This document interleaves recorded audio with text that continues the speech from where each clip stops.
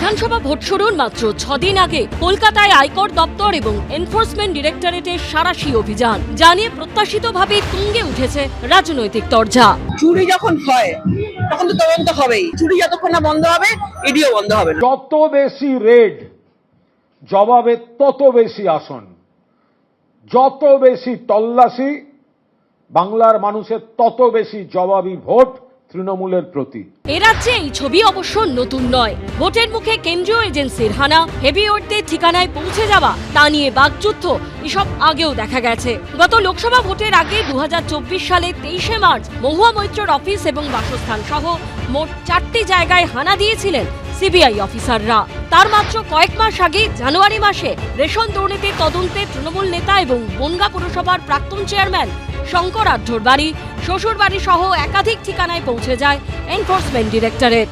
এ রাজ্যে ভোটের আগে জিজ্ঞাসাবাদ ঘিরেও চড়েছে রাজনীতির পারো। 2023 সালের 20শে মে পঞ্চায়েত ভোটের আগে নিয়োগ দুর্নীতির মামলায় অভিষেক বন্দ্যোপাধ্যায়কে প্রায় 10 ঘন্টা জিজ্ঞাসাবাদ করেছিল সিবিআই। আবার 21-এর বিধানসভা ভোটের কয়েক মাস আগে 2021-এর 23শে ফেব্রুয়ারি কয়লাকাণ্ডের তদন্তে অভিষেক বন্দ্যোপাধ্যায়ের বাড়িতে গিয়ে তার স্ত্রী রুজিরাকে জিজ্ঞাসাবাদ করেছিলেন অফিসাররা। শুধু কেন্দ্রীয় এজেন্সি নয়, ভোটের মুখে এ রাজ্যের পুলিশের অভিযান নিয়েও বিতর্ক বেঁধেছে।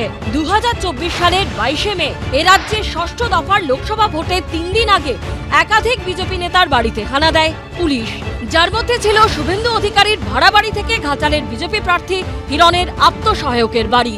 অনেকে বলছেন প্রতিবারই ভোটের মুখে এসব তল্লাশি অভিযান বা জিজ্ঞাসাবাদ নিয়ে বিতর্কের ঝড় ওঠে। সেই বাকযুদ্ধের আঁচে ভোট পেরিয়ে যায়। তারপর কি হয়? আমরা তো চাই ছোট্ট দুর্নীতিবাজ যেগুলো আছে ধরা পড়ুক, কিন্তু এখানে তল্লাশি হয়, তারপরে কি হয় আমরা কেউ জানি না। যেদিন তারা ইনপুট পাবে, যেদিন তারা বুঝবে কখন গেলে কি পাওয়া যাবে, সেদিন যাবে তদন্তের স্বার্থে। এর সঙ্গে ভোটের কোনো সম্পর্কই নেই। সব মিলিয়ে তরজা আছে, কিন্তু তদন্তের শেষ কবে সেটাই আসল প্রশ্ন। কৃষ্ণেন্দু অধিকারী, বিটন চক্রবর্তী ও রাজীব চৌধুরীর রিপোর্ট, এবিপি আনন্দ। ममता के गुंडे भी सुन ले, घर में बने रहना 23 को, नहीं तो 5 के बाद उल्टा लटका कर सीधा करने का काम। যদি আপনার বুকের পাটা থাকে আর বাপের বেটা হন, 4 তারিখ কলকাতায় থাকবেন। जो ये गुंडा लोगों को देखते हैं ना, एक ही दिन में वो लोग पताल का अंदर चला जाएगा। তাপমাত্রার পারদ 40 ছুঁই ছুঁই, আর ভোটমুখী পশ্চিমবঙ্গে হুঁশিয়ারি পাল্টা হুঁশিয়ারি ঘিরে ক্রমশ চড়ছে রাজনীতির পারদ।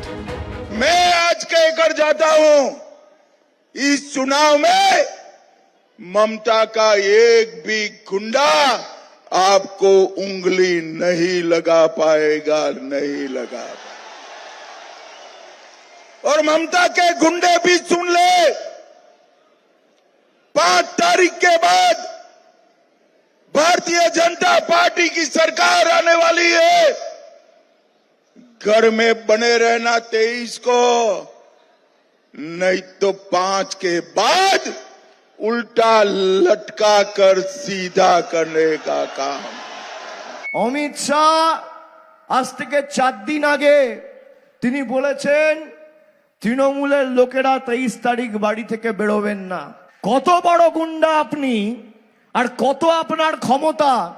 4 তারিখ দেখা হবে। মমতা ব্যানার্জি উদার, অভিষেক ব্যানার্জি উদার নয়।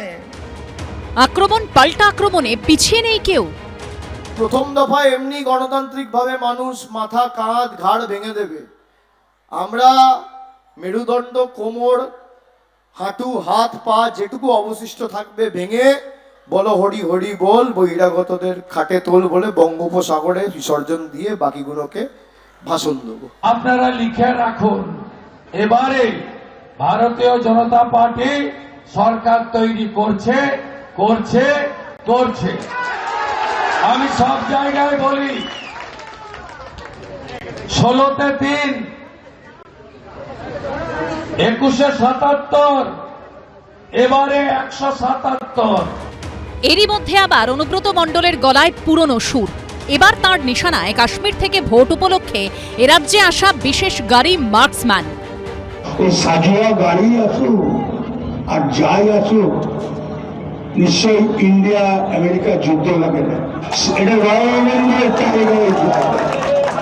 বেশি বাড়াবাড়ি করলে সাজোয়া গাড়ি গাড়ি সব ফেলে দেবে।